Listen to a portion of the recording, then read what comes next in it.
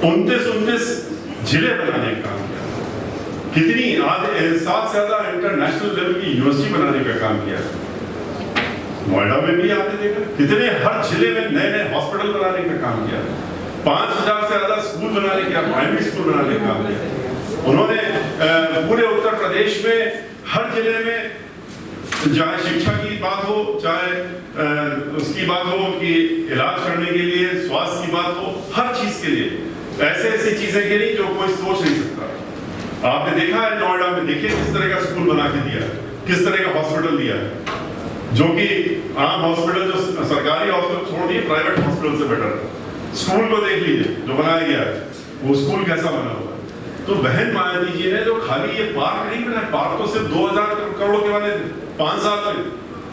2000 करोड़ का हिसाब अगर लगा दें हम, तो जहां पर 10 लाख करोड़ का बजट हो सालाना, और उसमें 5 साल में 2000 करोड़, कितना हुआ। लेकिन सबको परेशानी ये कि ये इनके नाम से क्यों बन गया, इनके लिए क्यों बन गया, इतना भव्य क्यों बना दिया, ऐसा क्यों बना दिया, जो आंखें फटी जा रही। हम तो गए थे वॉशिंगटन देखने, अब्राहम लिंकन का बड़ा, सब पूरी दुनिया के लोग आते देखने, वहां देख के 10 मिनट के बाद हम, हमारे जो दोनों भाई वहां अमेरिका में रहते हैं, उनसे कहते चलो यहाँ से, बोले क्यों, क्या हो गया। ये छोटी सी चीज देखने के लिए हम आए थे। हमने कहा डॉक्टर अम्बेडकर स्मारक, वो कहा हमारे काशीनाथ स्मारक, ये छोटा सा एक दिखा दो अब्राहम लिंकन का कि बहुत बड़ा भारी मॉन्यूमेंट है। ये मॉन्यूमेंट तो वहां कोने में नजर आएगा अगर हम लखनऊ वाले में रखते तो वो चीजें, भव्यता की चीजें की हैं, उनको हमें देखना चाहिए। हम इसके साथ चले जाएं, हम अपनी पर्सनल उसके लिए कि अब वो आ रहा उसके पीछे लग रहा है, या हमको फायदा हो रहा है तो हमने छोड़ दिया। बहुत से लोग हैं जो पार्टियां छोड़ते रहते हैं, इधर जाते हैं उधर जाते हैं, और किस लिए जाते हैं इनसे पूछा जाए तो इसीलिए जाते हैं कि हमारा व्यक्तिगत कोई फायदा होने जा रहा है, समाज के फायदे की बात तो नहीं कोई सोच के जाता है।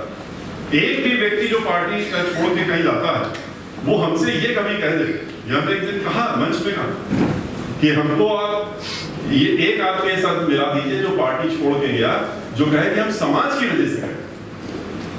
वही कहेगा कि हमें टिकट नहीं मिला, हम तो 3 बार से राज्यसभा के सांसद थे, 4थी बार उन्होंने हमको नहीं बनाया, हमको 2 बार से थे, 3री बार नहीं बनाया, हम मंत्री अगली बार, पिछली बार थे, अगली बार मंत्रिमंडल में नहीं दिया, या हमको टिकट एमएलए का नहीं दिया, हमारे लड़के को नहीं दिया, हमारे पत्नी को नहीं दिया। तो हमारा जो लोग कर रहे हैं, और मेरा हमारे की बात कर रहे हैं, तो वो ऐसे लोगों की क्या कुछ की बात करना भी बेकार है।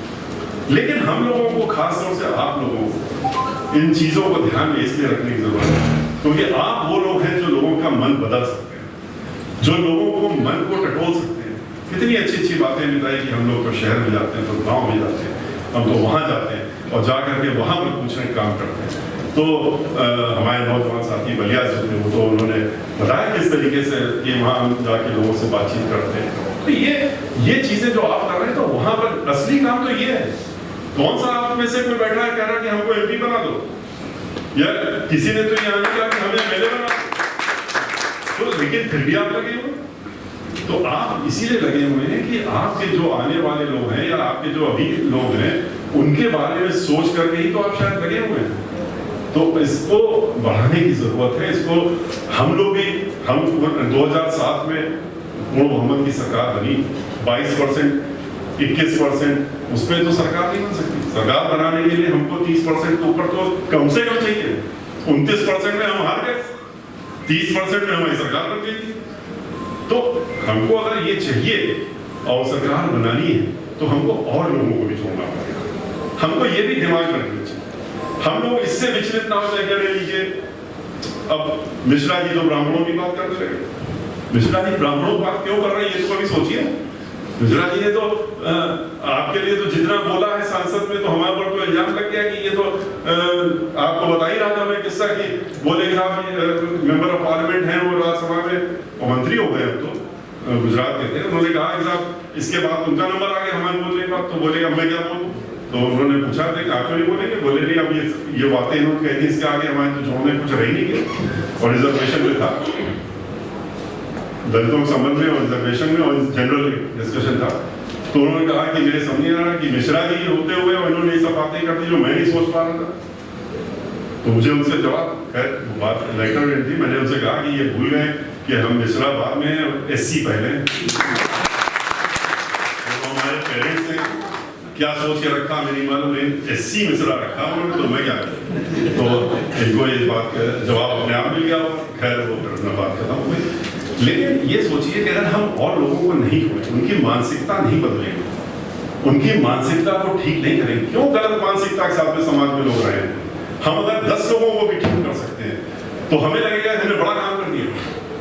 कि ये क्या तुम ऊंच नीच की बात करते हो, क्या ये कि हम ब्राह्मण आए हो तुम ये और इसकी बात करते हो। तो अगर इसको खत्म कर सकें, इसको खत्म करने में हमको सफलता मिले तो हमारे लिए तो सबसे बड़ा काम तो यही होगा। वरना हमें क्या जरूरत है इन सब चीजों में, राजनीति और ये वो सब करने। हम तो वकालत के पेशे में अभी से नहीं, अब तो 45 साल हो गए।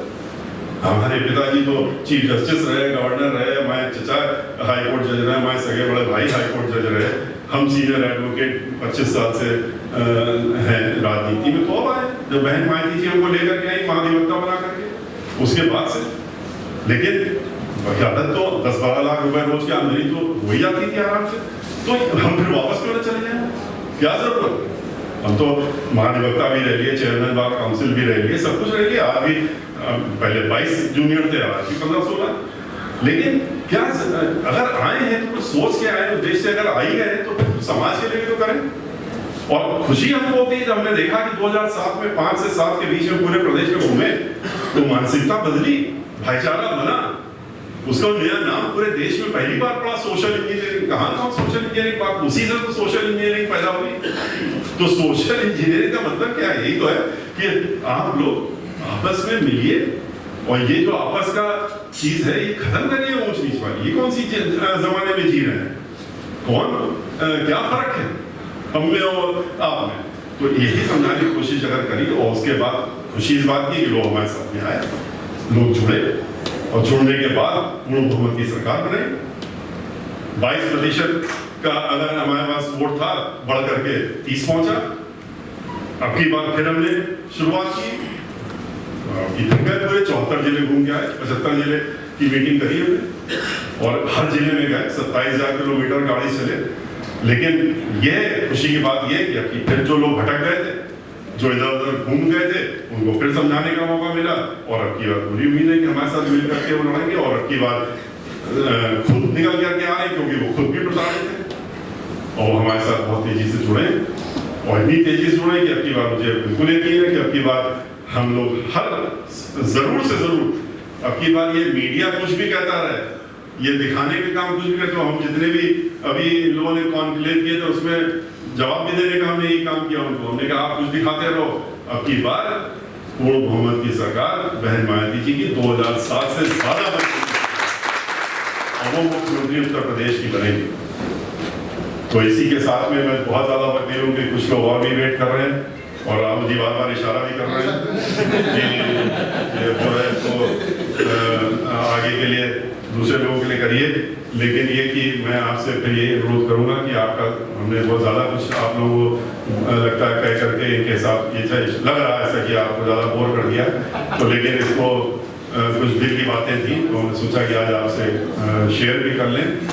और इस जैसा कि अभी कह रहे थे कि आज आ रहा था वो ये भी देखने काम करते थे कि सतीश मिश्रा के खिलाफ सतीश मिश्रा ने पार्टी, अरे सतीश मिश्रा पार्टी, बहुजन समाज पार्टी तो हमारी पार्टी है ही है और हम बहुजन समाज पार्टी में ही चांस की बात है कि हमने इसके पहले कोई राजनीतिक दल कभी जीवन में ज्वाइन नहीं किया था। ये पहला राजनीतिक दल है और आखिरी भी यही है। तो हमारी तो ये दल रहेगा ही मरते दल तक। तो इसमें ये की पार्टी और ये, लेकिन हाँ इस तरह की बातों से जो लोग उड़ाने काम करते हैं उसके पीछे भी बहुत बड़ा उद्देश्य होता है। उद्देश्य उनका नियत क्या होती है ये भी आप लोगों को अच्छी तरह से मालूम है, समझना चाहिए। नियत यही होती है कि किसी तरीके से तोड़ दिया जाए, किसी तरह से अलग कर दें, किसी तरह से मतलब छिटका दें। लेकिन इन सब चीज़ों के हम लोग बहुत ऊपर हैं और इस तरह के कोई भी जितना प्रोपेगेंडा कर ले, कुछ भी कर ले, हमें खुशी है कि ना हमें इसके ऊपर हमारे ऊपर कोई इन चीज़ों का असर पड़ता है और ना हमारी पार्टी की नेता बहन मायावती जी के ऊपर इस चीज़ का असर है। उनको भी अच्छी तरह से मालूम है, हमारे संबंध में तो खास तौर से मालूम है कि हम किस उद्देश्य से जुड़े हैं, कैसे जुड़े उनके साथ में और किस तरह से हम हमारे साथ साथ में हमारा परिवार भी जुड़ा है। तो इसके उनको मालूम है, इसलिए इन सब बातों से ना उनके ऊपर कोई फर्क पड़ने वाला ना हमारे ऊपर पड़ना। हम लोग जिस उद्देश्य से लगे हैं उसमें लगे रहेंगे और उनको अब की बार 5वीं बार मुख्यमंत्री बना करके ही हम लोग काम करेंगे। जय हिंद, जय भारत।